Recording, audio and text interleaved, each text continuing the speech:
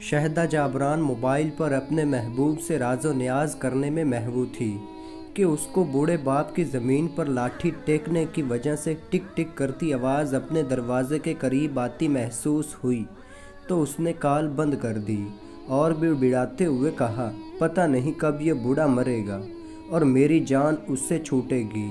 جبکہ دوسری طرف اس کا باپ دروازہ کھول کر اندر داخل ہوا، انتہائی شفقت سے اس کے سر پر ہاتھ پھیرا اور پھر انتہائی دھیمے لہجے میں اسے شادی کے لیے آمادہ کرنے لگا۔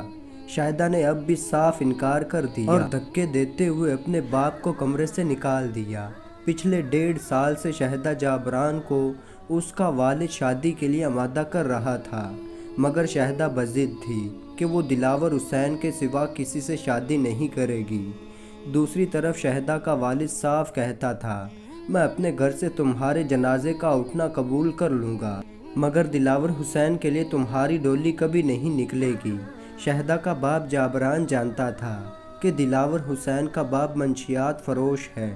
دلاور خود دائے دن چوری ڈکیٹی کی وارداتوں یا پھر بازار میں لڑکیوں سے جسم فروشی کروانے کے جرم میں گرفتار ہوتا رہتا ہے۔ دوسری طرف شہدہ دلاور کے اس قدر نیچ کردار سے واقف ہونے کے باوجود اس سے شادی پر بضد تھی، جبکہ شہدہ کے والدین ایک تو جوان اور دوسرا اکلوتی لاڈلی بیٹی ہونے کی وجہ سے سختی کرتے ہوئے بھی ڈرتے تھے۔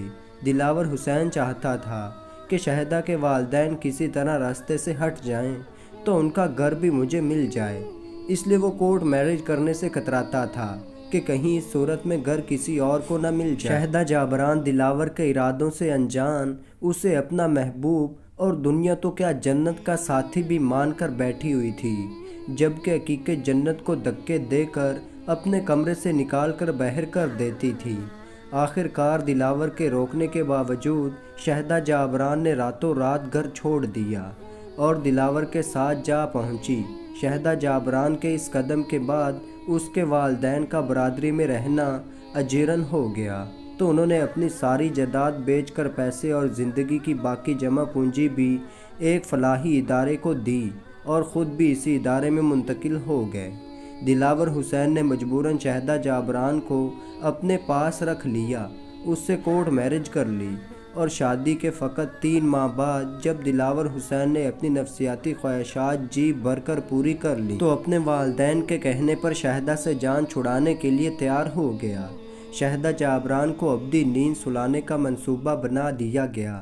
منصوبے کے مطابق دلاور حسین کو پہلے دبئی بھیج دیا گیا تاکہ اس پر کوئی الزام نہ آئے۔ دلاور حسین کے دبئی چلے جانے کے بعد جب شہدہ اپنے ساس سسر کے پاس اکیلی رہ گئی تو ایک دن اس کے ساس سسر شہدہ جعبران کو گھر میں اکیلا چھوڑ کر کسی رشتہ دار کی طرف فیصل آباد رات رکنے کا بہانہ کر کے چلے گئے اور ایک عادی نشئی کو مفت منشیات دینے کے لالچ دے کر راتوں رات شہدہ کو ٹھکانے لگانے کا کام سونپ گئے۔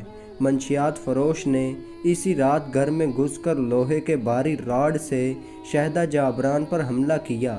2 راڈ شہدہ جعبران کے منہ پر مارے، جس سے اس کے جبڑوں میں موجود دانت ٹوٹ کر زمین پر آ گرے۔ اس کے بعد ایک راڈ اس کے سر میں مارا، جس سے وہ بے ہوش ہو گئی۔ نشے میں دھت اس شیطان صفت انسان نے حالت بے ہوشی میں پڑی شہدہ کو اپنی ہوس کا نشانہ بنایا اور چھری کی مدد سے اس کا گلا کاٹ کر الگ کر دیا۔ یوں شہدہ جس نے اپنی محبوب کی خاطر والدین کو چھوڑا تھا، اسی محبوب نے شہدہ کی عزت لٹوانے کے بعد اسے موت کے منہ میں پہنچا دیا۔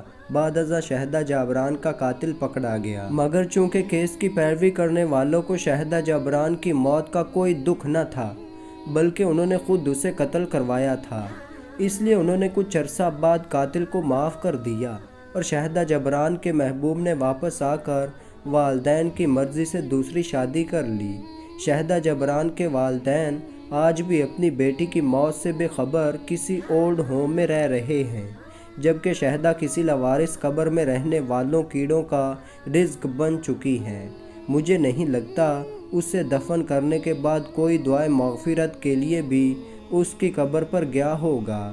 اس کہانی کے آخر میں تمام بہنوں کو نصیحت کروں گا، محبت کو پا لینے کے بعد गुमनाम कब्र में दफन होने से बेहतर है कि वालिदैन की मर्ज़ी से शादी करके सुकून ज़िंदगी गुजारें और हालत ईमान में मरने के बाद अपने लिए कुछ दुआ गो दुनिया में छोड़कर जाएं। तो दोस्तों, अल्लाह ताला मुझे और आपको अमल करने की तौफीक अता फरमाए। आमीन या रब्बुल आलमीन। तो दोस्तों, ऐसी ही शानदार वीडियो देखने के लिए चैनल को सब्सक्राइब करें। तो मिलते हैं ऐसे एक अच्छी वीडियो में, तब तक के लिए अल्लाह हाफ़िज़।